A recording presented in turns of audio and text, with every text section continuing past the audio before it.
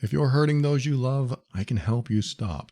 The Healed Being program holds you accountable and helps you transform your behavior and maybe even save your relationship. Break the cycle of emotional abuse and address your triggers and create healthier, lasting relationships. Sign up at healedbeing.com today. Welcome to the Overwhelmed Brain, where you'll learn to make decisions that are right for you so that you can create the life you want now.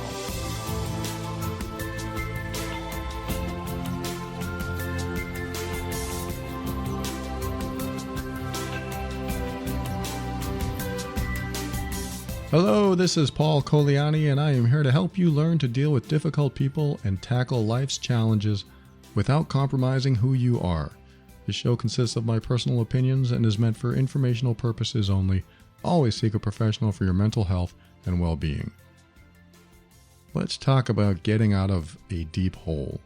Somebody wrote to me and said, "Hey Paul, I dug myself into a very deep hole and I don't know how to get myself out. I've been married for a number of years to a man I deeply love, but today he does not trust me and has lost hope in me, all because of my own actions. It is the first time we have started talking and considering separating, and I'm heartbroken. I have made him my only source of happiness, what he likes, what he decides. I've become completely dependent on him. I see today that this is draining him and it makes him not look forward to the next day. He asks me, 'What do you contribute?' And I find myself unable to answer. He came into my life when I was really young and needed guidance, but today I have made him into a father figure who I want to please but fear judgment from. Instead of growing into a more mature person, I've become the child of the relationship, someone he needs to guide through life and through decisions at all times. I see how this is exhausting for him. I took a back seat, turned autopilot on, and I let him lead in our journey. I want to be a partner to him, someone he can trust to make the right decisions that eventually make our lives easier and more enjoyable. But I seem to continuously add chaos through the smallest everyday decisions. And all immediately after we have talked about how I need to change, I've started looking inward, trying to identify my negative self-talk and how to communicate with it. Writing in a journal and a compassionate letter writing and affirmations, but I find it hard and I continue to make stupid choices, all guided by fear. I feel I'm so broken with so much to fix. I don't even know where to start. I've realized I don't even know myself very well since I've been so dependent on my husband. Where do I begin to make big, meaningful change? How? I came across your Overwhelmed Brain podcast and identified with a lot of the themes. Do you think the Healed Being program would be right for me? I do feel I am hurting the person I love, but I am struggling with how to change myself. Any light you can shed on here or about this would be so helpful. Thank you." Okay. Thank you for writing that. And I'm so glad that you have discovered this about yourself. And I can resonate with almost everything that you said because this is me in a past life. This is everything I have been, or most of everything that I have been or I have done. So I can totally resonate with what you're saying here. I used to be the people pleaser. I used to make people the source of my happiness, my romantic partner. I used to be dependent. I used to love to be guided by them. I used to look up to them. I had a fear of confrontation. You didn't say that, but that led to other behaviors and characteristics that told basically my partner that they ran the show and whatever they say goes. And I did that because I wanted to be loved. I wanted to be liked. I wanted to be accepted. I wanted to feel like, or I wanted them to feel as if I was no trouble at all. I didn't want to be a burden. I didn't want to be trouble. I didn't want to be difficult. I never showed them anger. I never showed them my, quote, bad side. The problem was that a lot of these characteristics, like you said, are completely draining on someone. They can feel like an energy drain. And why that is because, again, what you said, you are like a child being led around by an adult. And what does that mean? That means you're not allowing your true self to come out. You're not allowing your own decisions to play a part in your relationship. And what that tells me is that because you're not making any decisions, the other person is also burdened with all the decisions and all the leadership and everything that you don't want to handle or can't handle. And some people, they don't mind that. Some people don't mind doing that. But when you're with somebody who wants an equal adult in the relationship and wants to know what kind of movie you like, even though they might not like it, someone who wants to know what kind of food you like and which restaurant you want to go to, even though they may not want to go there, and they may not like the food. Some people want that because they don't want homogenization. They don't want everything to be exactly the same or basically dull, gray, boring. Because it's more fun to be with somebody who shows up authentically than in a way that makes them believe you're somebody that you're not. Like that is the people-pleasing part of all this, is that you show up pretending to be someone else because you don't want to show your true self. You don't want to provide your real input. You don't want to give your opinions because it might create conflict. I mean, this really is a lot about conflict aversion. If you're afraid of conflict, you're not going to be opinionated about anything. You're not going to have your own choices and decisions, and you're just going to be agreeable. Yeah, wherever you want to eat, that's fine. Whatever movie you want to see, that's fine. Whatever you want to do is fine with me. Oh, you want to move to the desert? I hate the desert. You say in your head, but then you say, oh, I'll find a way. You're real optimistic. I'll find a way to adapt. No problem. So what you end up doing is being somebody that you believe they want to see. The problem with that is most people don't want to be with somebody who's inauthentic. Most people want to know the real person. Most people want that kind of energy in their life. They don't want somebody who just agrees with everything they say, even though, again, there are people that might like that. But those people, they're far and few between, and they may think they might like that, but then what they end up realizing is this other person has no variety. What happens to a relationship with no variety? It just gets dull. It gets stale. There's no variety whatsoever. Why is there no variety? If you are talking about politics and there's no variety, that might be actually a bad example. No variety in politics might be something that is a good thing. But let's just say you're talking about food, something easy, food.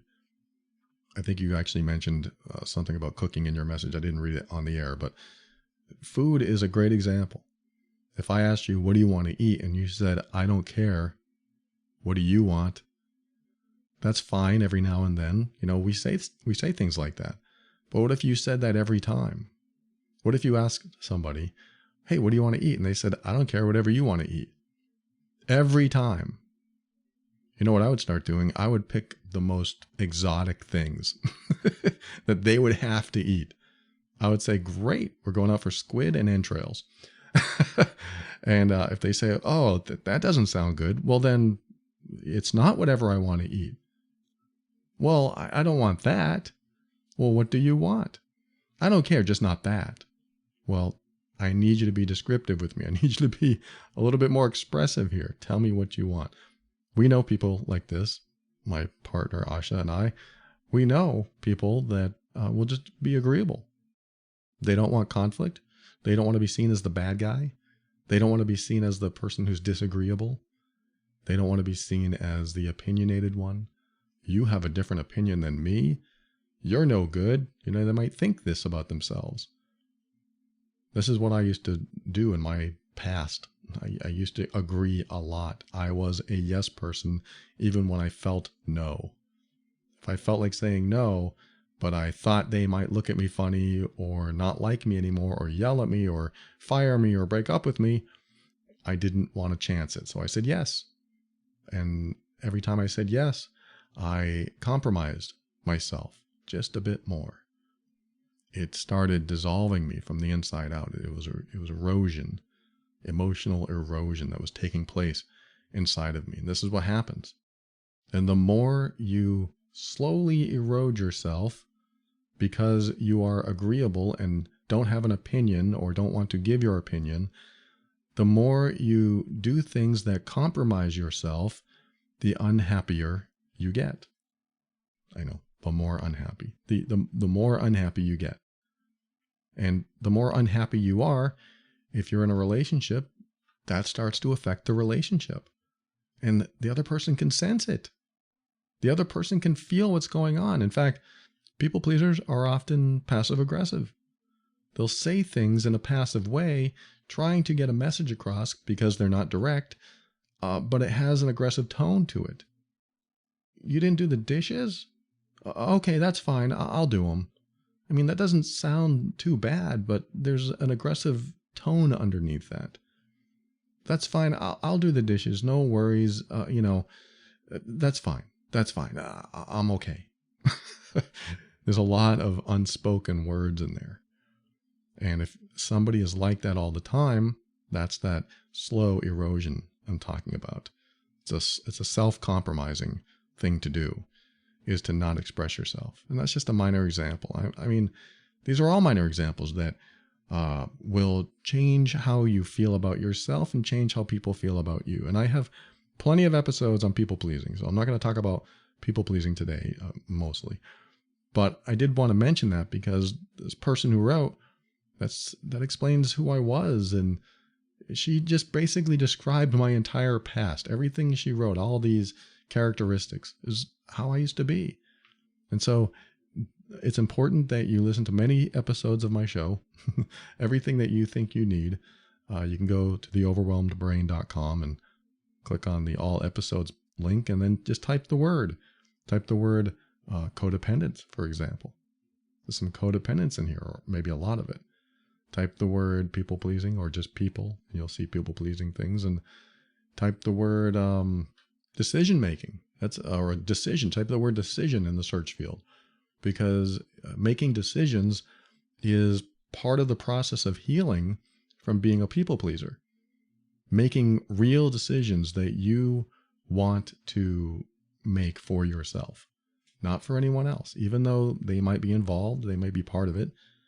But this is one of the things that I think about when I was going through my healing of being a people pleaser and being dependent on others for my happiness. One of the things I asked myself was, if I was not afraid of the consequences, what would I do or say? I actually said, if I had absolutely no fear of the consequences, what would I do or say then? And that gives you a different answer, typically. Now, if you're really deep in the weeds of codependence, you're going to say whatever they want me to say or whatever they want me to do, because life is easier that way. I don't have to deal with it. I don't have to worry about conflict. But let's just do one thing, and this is what I wanted to guide this person to do. I want you to imagine that you're not married and your husband is gone. He's not in your life anymore.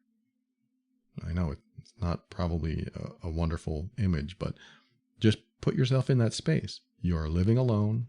I'm assuming you're living alone, or maybe you have kids or a dog or whatever. But let's just say he's not in the picture anymore. What do you like? What do you want to do? What do you want to do for recreation, for leisure? What do you want to do for fun? What kind of music do you like? What kind of music would you play? And I'm talking way after the grieving process of losing the relationship and all that. You are alone. And now you have your own mind. Nobody else is around. Nobody else is there to influence you, good or bad. Nobody else is in your space. What do you like? What do you want to do? If you're going to go to a restaurant, where would it be? And you can't say, well, my husband liked this place, so I want to go there. You can't say that. But you can say, I've always wanted to try this, but my husband never liked it. But I want to try it. You might go there. Or if you just say, well, we never went to this place, but I love that place. That's the kind of thinking that starts to get you off this treadmill, this endless walking and getting nowhere. That's the kind of thinking you need. What do I like when no one else is around? How do I think when no one else is around? Because if you can start applying what you are when you're alone, when you're in a relationship, suddenly life gets more complicated and easier and more fulfilling and more satisfying. And you are going to have a more authentic relationship when you are more authentic. You're going to have a longer lasting relationship when you are more authentic, typically. Not always. Sometimes authenticity helps you weed out those who aren't compatible with you. And that's another thing about this whole situation, is that we might find out that when we're authentic, we might be with somebody who is incompatible with us. And if you're afraid of being alone, you'll be afraid of being authentic. So fear of being alone, fear of rejection, also on my website. Look for those, because those are going to be important to your healing. But what ends up happening is that you end up with somebody that is compatible with you when you are authentic, and that brightens and lightens both people's lives. It strengthens and strengthens the bond. It strengthens the love. It strengthens everything about the relationship. Why? Because you can be yourself. How much easier is it to live your life as you than anyone else?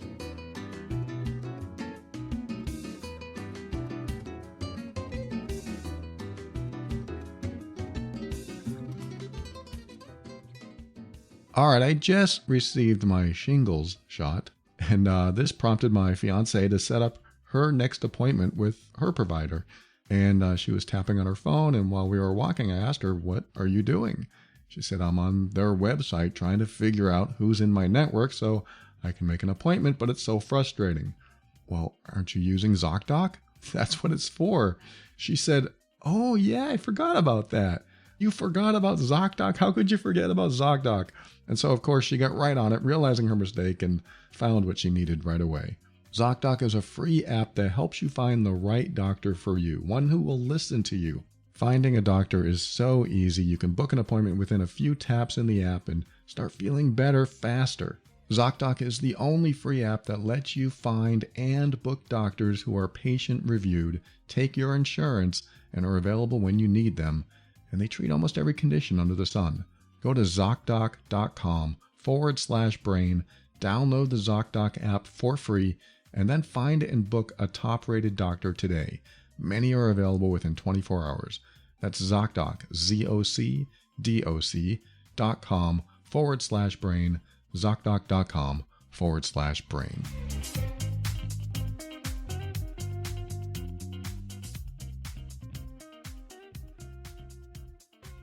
You know, I say it can get more complicated when you show up in a relationship as authentic, because this is where the conflict aversion might kick in for some people, is that you do have a different opinion. How's that going to go? How's it going to go when you say, "No, I don't want to do that. I would rather do this"? Or you could say, "I don't prefer doing that. I will because I love you. But I would rather do this." People who support your happiness, people who support you being yourself, those are the people that you want in your life. I remember I had a client once, and she had a boyfriend, and her boyfriend was just always super nice, but he had like terrible practice of not committing. Like, he would say, "Hey, let's do this, let's do that," but they would never do it. "Hey, I would love to take you there," but they would never go. So there was an issue in that area. And there was also an issue where she never saw another side of him. He was always just a little too nice all the time. And again, that sounds like a wonderful thing. And if you're a nice person and that's how you come across, that's great. But don't you ever get angry? Don't you ever get upset? Don't you have an opinion or an opposing opinion about anything? And so we had a few conversations about that. And then one day, I don't know if she's listening now, but one day she said, he got so angry, he kicked the door, and I saw this and I couldn't believe what was happening. And she said, it turned me on. It was so hot. And I said, really? And we had a conversation about that. But it was the first time she saw, well, what she believed to be a really authentic emotion. It wasn't playing a game. It wasn't trying to people please. It was just a real raw emotion. It wasn't acting like somebody else. It was being himself. That's what he was doing. He was being himself. And she loved it. This is what happened to me once when I was trying to get out of my people-pleasing stage of life, because I was married, and my wife said, I'm sick and tired of being married to a little boy. When I heard those words, little boy, I never considered myself a little boy. That doesn't compute. But she said it because that's how she perceived me, a little boy, just like this person who wrote. She feels like a child in this relationship, and that's probably how her husband sees her too. And so when she said that, I said, well, what do you mean? I'm a little boy. That doesn't make any sense. I own a car. I can do things that adults do. I have a job. I make money. She said, that's not what I mean. She said, I need someone who isn't afraid to tell me when they don't agree with me. I need someone who isn't afraid of making a sandwich without asking me for permission. Because I would say, hey, is it okay if I make a sandwich? I know we're going to eat soon. Which again is a normal question in a lot of relationships. What? You already ate? I'm making dinner. But when it happens over and over and over again, and I'm asking for permission for everything, and I don't want to upset the apple cart or whatever they say. I don't want to upset the flow of things. So I'm just agreeable. And I need to ask for permission to show them that I'm doing everything I can to keep things okay between us, or keep things copacetic. I wanted the relationship to be safe. I had good intentions, and a lot of people-pleasing type people have great intentions. They really don't want to cause harm. We're usually middle children, right in the middle. And I don't know if she is or not, but the person who wrote.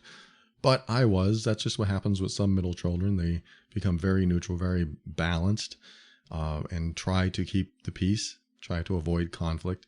But anyone can do this. Anyone can get in this position. So this is where you could be. You could feel like you're doing the right thing, but what ends up happening is the energy drain from your partner or whoever is in your life, and you not being authentic, that slow erosion inside you, all that stuff that people pleasing does to you and to other people can end up where this person is today. Her husband wants her to it sounds like he wants her to be an independent woman, one who has opinions, one who might say, hey, look, would you be a little quiet because I'm trying to read? I'm not saying they should argue. I'm saying that it might surprise him to hear her say something that has meaning to her. It might surprise him to hear her have an opinion that is different than his. And it doesn't mean, again, it doesn't mean they argue. It doesn't mean she says, hey, will you shut up? I'm trying to read. It could mean, I really don't want to go get pizza tonight because every time I have it, I get gas or whatever. I would really like to go to Chinese. Well, I don't like Chinese. Well, that's where I would like to go. Whoa, that's a different way, a different approach for this person if she did that. And of course, I'm just making this up right now. It could be any situation. But those personal opinions and those personal thoughts and those personal decisions, if they don't come out, then you're like a little puppy or a little child walking around waiting for someone else to make decisions for you. This is why I want to put her in a position of you're alone. I know I'm saying it dramatically, but just picture yourself alone. Who are you when you are alone? Some people in a relationship for so long, they forget who they are. They accommodate, they adapt. They become the chameleon, adapting to their environment, changing colors whenever they need to, or they believe they need to. But the problem with that, of course, is that you are no longer an independent person with your own thoughts and your own ideas and your own opinions, And because you're not, you're more likely to repel people than attract them. Let's look at it as a simple emotionally magnetic force. If you aren't yourself, you're somebody else, you're pretending to be somebody else, you're always just agreeable, you're more likely to push away. And if you are yourself, this is the beautiful thing that happens, is you will attract the right people that are attracted to you. It's not like a law of attraction or anything like that, but just an emotional thing. It's an emotionally attractive force that when somebody is authentic, they will attract people in their lives that are more compatible. And you will be attracted to people in your life that are more compatible with you. Because what ends up happening is that you appreciate someone showing up as real. Wow, you're so real. You just say what's on your mind. This is great. This doesn't mean you have to be super bold or super brash or anything like that. It just means you're speaking up for yourself. Hey, I am expressing myself in the world. And the problem with that is that you're going to repel people anyway. No matter who you show up as, you're going to repel people when you show up as authentically, and you're going to repel people when you show up as inauthentic.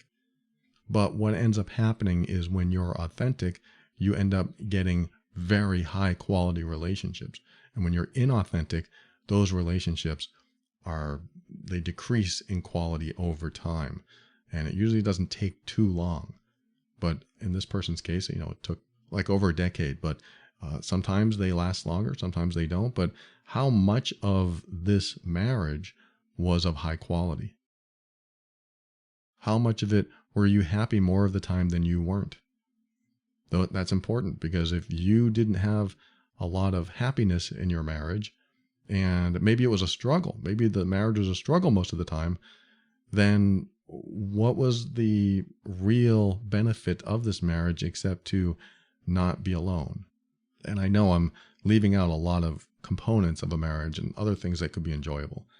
But if you're unhappy more than you're happy in any relationship, then what's the point of being in that relationship? And this is why this person wants to work on this stuff. And everyone should work on the relationships they want to keep in their life.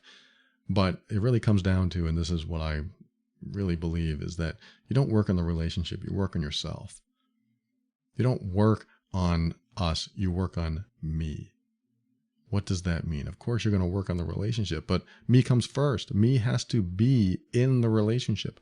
I have to be in this relationship. And because of that, I am 50% of the relationship. So if I work on us, am I going to focus on me at all? Of course I'm going to focus on me, but am I going to focus on the most important parts? Or here's the problem. The biggest problem is when you work on us, what you end up doing is developing a philosophy that as long as you're together, the relationship won't end. As long as you're together, the relationship won't end, which means, will you still think that you have to work on the relationship as long as you're together? This is a dilemma. It can be a huge dilemma. If you're in a relationship and you're still together, you might think, well, we're still together, so the relationship is working. And some people might say, well, we're together and I know the relationship isn't working, but we're still together. So where is your focus? Is your focus on us? Like, I got to continue fixing or putting out the little fires in the relationship just to keep it from burning down? Or should I now focus on 50% of the relationship? Me. You need to focus on that 50% of it. I need to focus on myself. Just like that person needs to focus on themselves. This person asked, would the Healed Being program be right for me? That's my program for emotionally abusive people that want to change. I don't know if it would be right, but it would definitely be helpful. You can sign up for the first 4 lessons for free over at healedbeing.com. But it would be helpful because what I discuss in there is basically getting out of codependence, building and strengthening yourself, emotionally speaking and mentally, so that you show up as the best version of yourself in a relationship. Now, you may not be emotionally abusive, or at least not purposefully. Although I will ask the question, and I know I can't get an answer, but think about this. Do you ever give the silent treatment because you're upset and you want them to know you're upset? The silent treatment, there's two versions. The silent treatment of withholding love, that's one version. You withhold love and affection just to make them feel bad, just to show them that they're hurting you. So you're going to hurt them back, even though they may not be intentionally hurting you or whatever they might be or not. But silent treatment puts you in a state where they don't know where you are. So that's kind of taking away their ability to read you. And that makes them feel bad or feel guilty or whatever. If you're in silent treatment mode and you want them to feel bad about that, that's the emotionally abusive form. The other form of silent treatment isn't really the right term for this, but it's processing.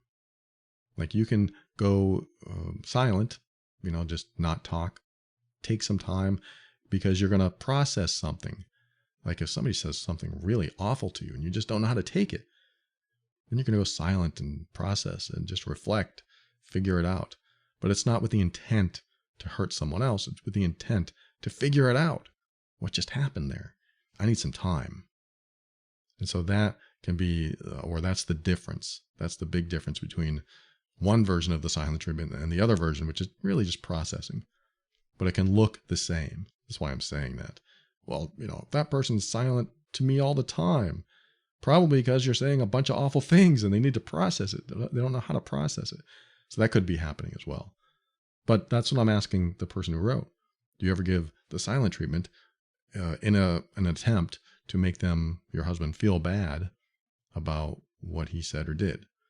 Because if you did, that's a very passive aggressive thing to do, which tells me more that you might actually be doing emotionally abusive behavior and don't even realize it. So if that's the case, either way, sign up for the 4 lessons for free and you'll know pretty much by lesson 4 if you need to go any further. It's just easy to do that and it's free, so it doesn't matter.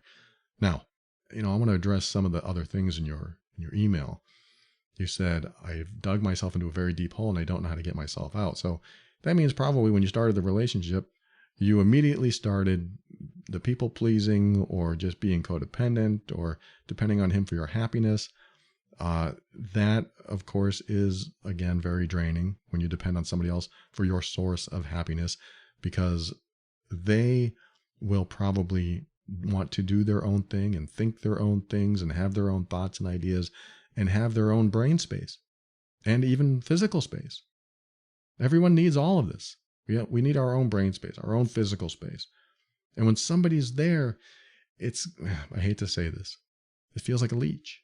It's like an emotional leech because they're always there. They're clingy and needy. And that's like a child. Like I've known some adults that they finally feel good in themselves and they're finally free of that needy relationship. And then they have a kid. And then suddenly it's all over again. Needy, needy, needy. And, they get frustrated, but they love their kids. But you know what I mean? So if you have been that needy, clingy, maybe even jealous or possessive person, all of these traits are very, very much in alignment with somebody who's codependent. All of these traits are very much in alignment with somebody who's a people pleaser and somebody who's non-confrontational, somebody who's afraid to express themselves, afraid to have their own opinions in front of others. So when you have all this going on, it's a big mix, and it's going to feel like you've dug yourself into a deep hole when you realized, oh, great, now I'm doing all this stuff. Where do I start? And my first place, the first place I'm going to recommend you start is imagining yourself alone. What do you like? What would you do? What would you try? What kind of food do you like? What kind of movies? What kind of music?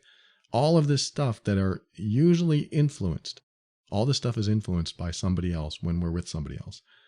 But if they're not in the picture, what would you do? What would you eat? What would you listen to? What would you say then? Because that starts to help you form a picture of yourself.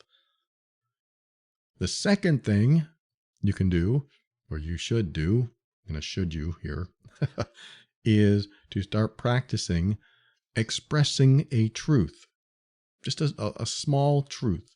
Start expressing or multiple small truths about yourself and what you want to do with your life, even in a moment. This is called honoring yourself, honoring your boundaries, being in alignment with your values. When you start to get to know yourself again, because you're visualizing yourself alone, the next step is to honor yourself, honor your boundaries, honor your values. What does that mean? That means if somebody comes along and says, hey, I'd like to come over and spend the night over there and eat all your food, what are you going to say? It's a silly example, but maybe it's true. I'd like to come over there because I don't have any food and I want to crash on your couch, and I want to be there in about a half hour. This could be somebody toxic in your life, or maybe it's a friend and you don't care, but let's just say it's somebody you don't want to have over. What do you say? What's going to happen if you say, sorry, can't do it? That's what we need to address inside ourselves, because if you want to say no and you say, well, okay, instead, why? Why did you do that? Well, I don't want them to be mad at me, or I don't want to cause trouble. I don't want to get into that conversation. I agree, you should pick your battles wisely. I say that on my other show, Love and Abuse. But when we're trying to get to know ourselves and trying to form the structure of who we are, form ourselves from the ground up, because we're so deep, like you said in your email, I've dug a hole so deep that I don't even know where to begin. You begin with getting to know yourself and expressing truths inside of you. So when somebody calls up and says, I want to come over and eat all your food and sleep on your couch, and I expect to have clean towels in the morning. Hopefully you don't have anybody that ever says that, but they would at least ask. But let's just say that happened. What do you say? And if you say, okay, that's fine, I'll clean up, and you don't want to, if you say all that and you don't want to, why? Why did you say that? What is your reason for saying that? Because when you answer that, a fear will come up. I mean, if you really want to say no, what's the fear? What is the fear that stops you from saying no? Why don't you say no? What would happen if you said no? And then, of course, my question, what would you do or say if you had absolutely no fear of the consequences? I know what I'd say. I'd say, no, you can't come over and do that. I have my food, it's my food, and if you want to come over and visit for an hour, that's great. But no, you can't crash on the couch, and you can't do all that. And, you know, again, it depends on who it is. But just using this as an example, because it could be one of those fear of confrontation moments. And so, I mean, I've had these moments in my life. This is really how I stopped people pleasing altogether, is by facing that fear and doing it anyway. I had a fear of confrontation with my stepfather, and he showed up at my mom's house. I've told this story dozens of times, but he showed up at my mom's house, and my previous self, I mean, before that moment, my previous self would have said, hi, come on in. My current self says, you're not allowed here. You can't come in. That's who I am today. Now, that pivotal moment in my life, I said, I'm sorry, you're not welcome here. And that was me telling myself, or asking myself, if I had absolutely no fear of the consequences, what would I do or say then? And I did. I asked myself in that moment. And I also reminded myself, hey, Paul, you're practicing this honoring yourself stuff. You're practicing authenticity. It's time to face the music. It's time to face your fear. And it's time to face the consequences for being authentic. And that's scary as hell. I don't want to do that. I didn't want to do that at the time, because facing the consequences of being authentic means pain. And I really believe that's what would happen if I was authentic. Pain and suffering and just making a mess of things. I didn't want to make a mess of things. But I decided that that's who I'd been my entire life. And where am I now? Still frickin' scared. I hated it. I hated being afraid. And I chose differently. I said, you know what? I don't care. And this is all on my mind. I don't care what happens to me in this moment. I am no longer going to be afraid of facing confrontation, and especially facing this particular person whom I've had very difficult time facing and expressing myself honestly. And that day he showed up, I expressed myself honestly. And for those who haven't heard, he just shrugged his shoulders and said, okay, and then he left. And I thought, what? What just happened? How come I didn't do this 15 years ago?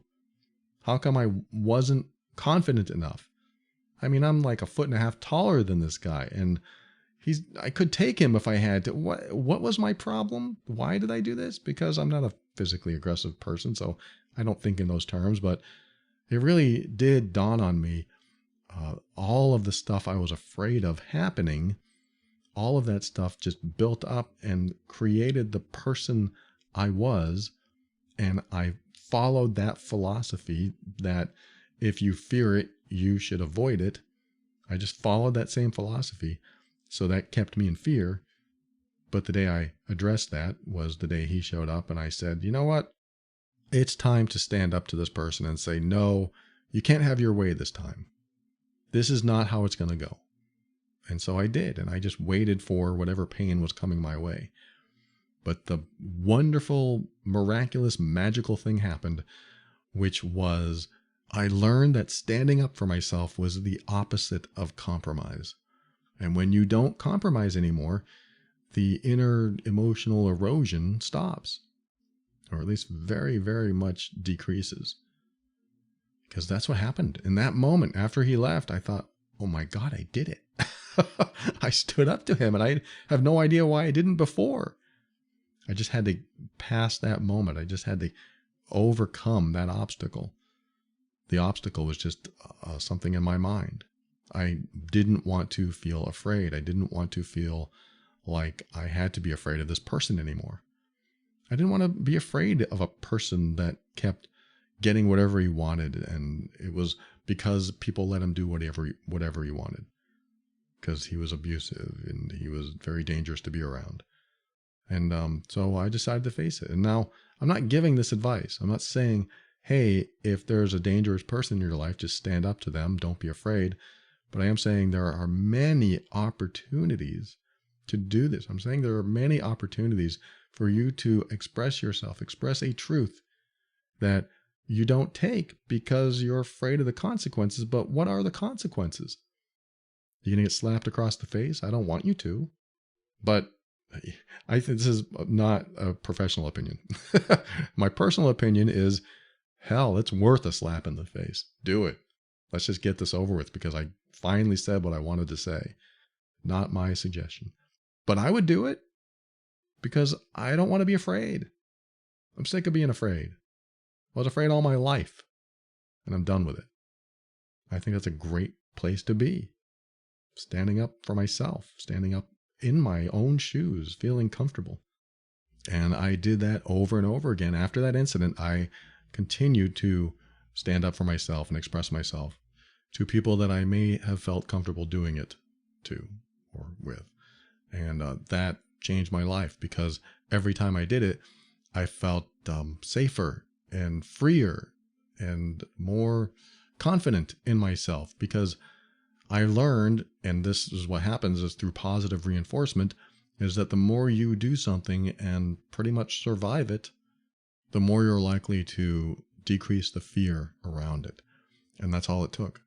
Just continuing to honor myself. And this is what I believe, is that when you honor yourself over and over and over again, and people get to hear the real opinion, hear your real expression of self, and see what you're doing, and you are okay. You're okay in your own shoes. You feel good being yourself. Then they start to get to know the real you, and then they start to admire the real you and respect the real you, or don't want anything to do with you, and they'll leave.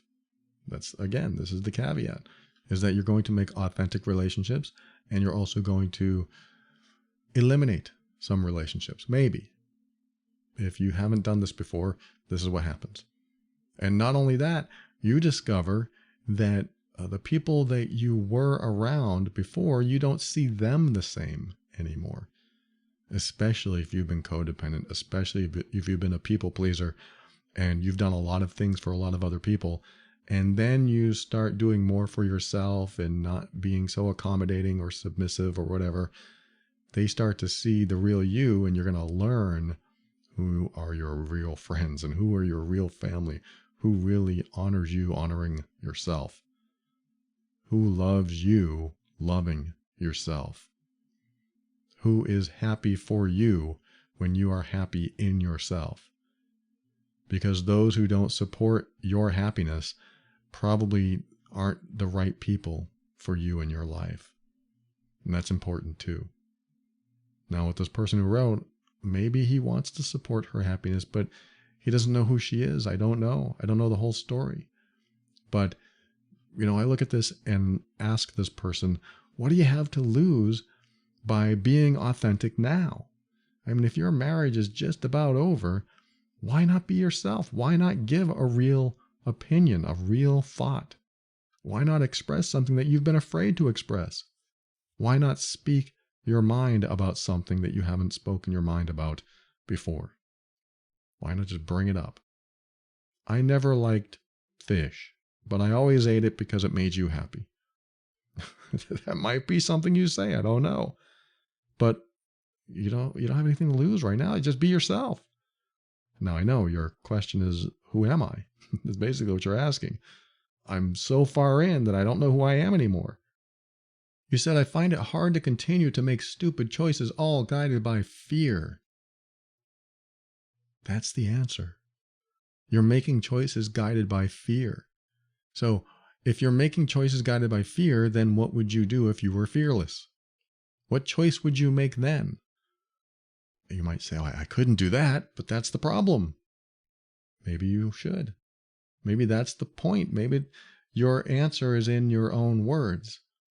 What choices would you make? And we've already talked about this, but what choices would you make if you were fearless? You had absolutely no fear of the consequences.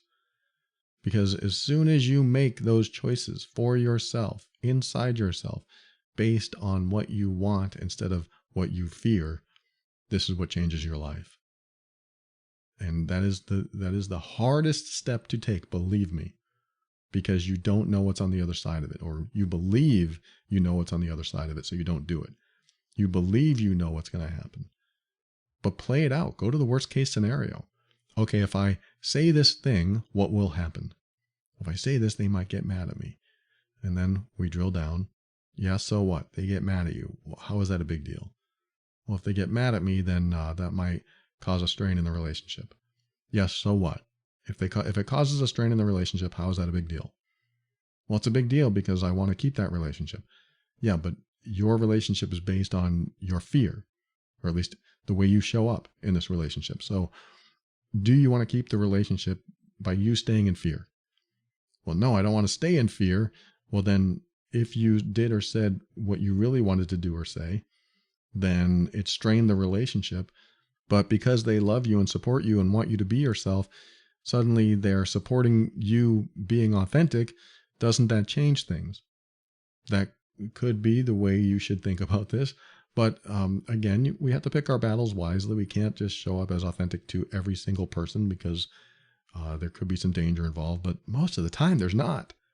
Most of the time, there is not any danger. There is just our fear. And what is that fear? What do you fear? Write down everything you fear about a certain thing.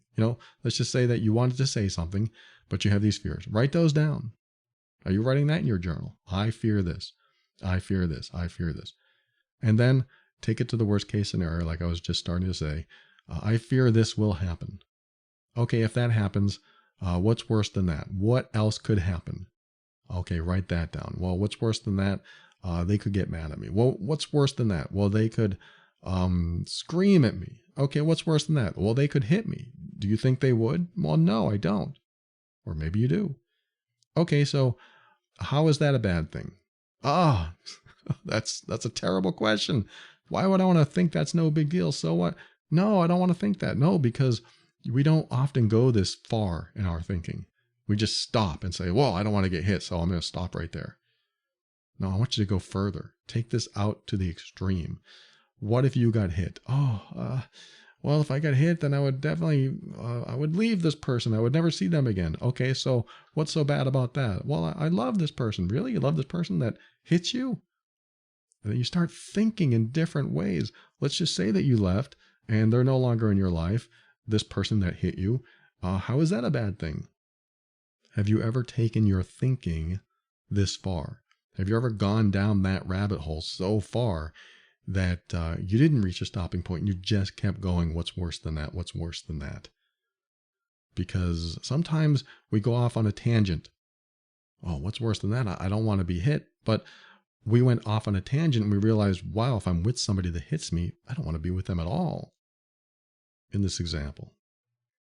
So this is why I believe it's important to go down that rabbit hole, drill down and figure out how much worse it can get so you understand all the possibilities, because usually we stop ourselves and we don't want to go that far because we believe just by going to level 3 of whatever it is out of 100 levels, going up a level or down a level, whatever, just by going to the next level of something, what's worse than that? Why would I think beyond that? Because if that happened, that would be over. Maybe not. And this is why we do this exercise. So that's my suggestions for you. Just write the stuff that you might fear and the reasons you might not do something. And then when you get to the worst possible case scenario, come back to now. And what ends up happening is that you had all these visualizations, everything that you thought could happen and get worse and worse and worse. And so the very next thing that you do now is so far removed from how bad it could get. It could be like 100 different levels to get to how bad it could get. And it makes it different. It makes the whole thing different. Sometimes you lose your fear altogether because it's not that bad. It could be worse. And then you have all these realizations when you drill down. Yeah, it's worse than that. It's worse than that. But if it was that bad, wow, maybe I wouldn't want that person in my life. That kind of might be a blessing. It might be helpful when thinking about it like that. And this may not apply to the person who wrote, just in general. So when she said, I find it hard and continue to make stupid choices all guided by fear, what are your choices if they're not guided by fear? That's the solution to all of this. And I know it's a hard step. It was one of the hardest steps I had to take as well. And I hope this is helpful to you. I don't know. We could go all kinds of places with this because there's several dysfunctions throughout your message. And I only say that because I have experienced all of this. And I'm not saying you're dysfunctional, but you do have things to work on. I had a lot to work on, and I can so resonate with everything you said. Thanks again for writing. Thanks for listening to another episode of The Overwhelmed Brain. I want to thank the financial backers of the show. I call them patrons of the week. Leela, Christy, Andy, Anna, Adriana, and Sandra. Sandra, you're new. Always nice to see a new name in there. Thank you, Sandra, for joining and participating in the patron program.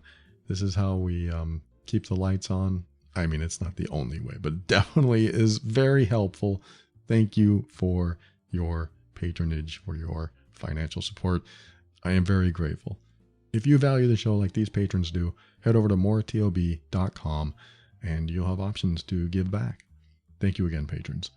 And for a show on how to deal with difficult relationships, I mentioned it earlier, loveandabuse.com. It helps you navigate those difficult relationships and try to figure out what they mean and why are they controlling or manipulative or deceptive or emotionally abusive. I cover all that at loveandabuse.com. And if you know you're the difficult one in the relationship, if you are causing the problems and you want to stop causing those problems and maybe your relationship's on the rocks, head over to healedbeing.com. And I have a very comprehensive and very successful to a lot of the people that take it. Most of the people who take it will achieve success. And in my experience, anyone who actually applies the lessons, applies the teachings that I put in there, and actually joins the support group. We have a Facebook support group that we talk back and forth. It's accountability, it's venting, it's asking questions. If you attend, You will get somewhere. You will figure things out. You will feel lighter. You will feel freer, getting out of the old emotionally abusive patterns and developing healthier coping mechanisms, and just feeling better inside yourself. Your whole life changes when you really apply the steps. So that's over at healedbeing.com. And it's just something I'm very passionate about. And I'm seeing changes in so many people. And if you need something like this, I hope to see you over there as well. healedbeing.com. And finally, thanks to Kevin McLeod of Incompetech.com for some of the music transitions in The Overwhelmed Brain. And for my final word, just my last comment on that person who wrote, she said that she was afraid of making decisions. I do have episodes on making decisions, and my, in a nutshell, response to that is that in order to get better at making decisions, you have to make decisions. You have to make ones that could fail and probably will fail. I don't know how many times I said, let's do it, and then failed.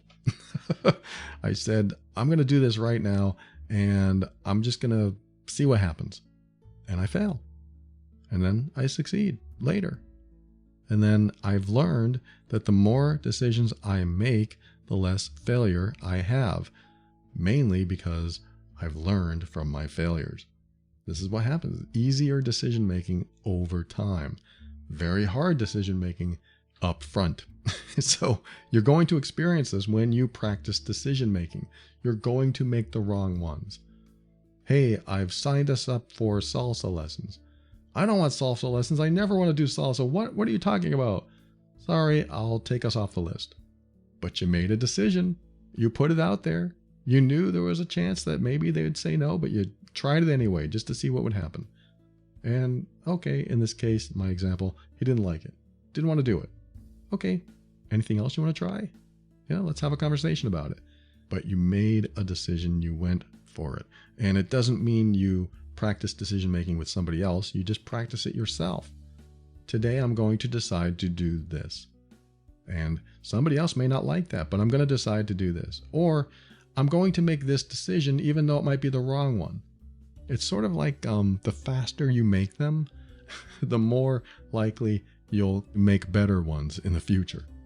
And that doesn't mean you have to make all decisions fast. It just means you don't ruminate. You don't continuously think about all the possible scenarios. Take fear out. This is the fear thing again. Take fear out of your decision-making process, then ask the question, or then decide. Then you make that decision right then and there. You got to pick your battles wisely. You got to think about a lot of things I know all the time, but take fear out. Use logic. This is not easy for everyone, but when you take fear out, what is the logical thing? What is the most reasonable thing? And sometimes it's not based on logic. Sometimes it's just based on, this is what I want to do.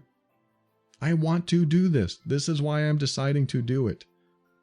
Yeah, but it's going to cost too much. Yeah, but I've feared this all my life. I always fear decisions based on money. So this time I'm going to do it.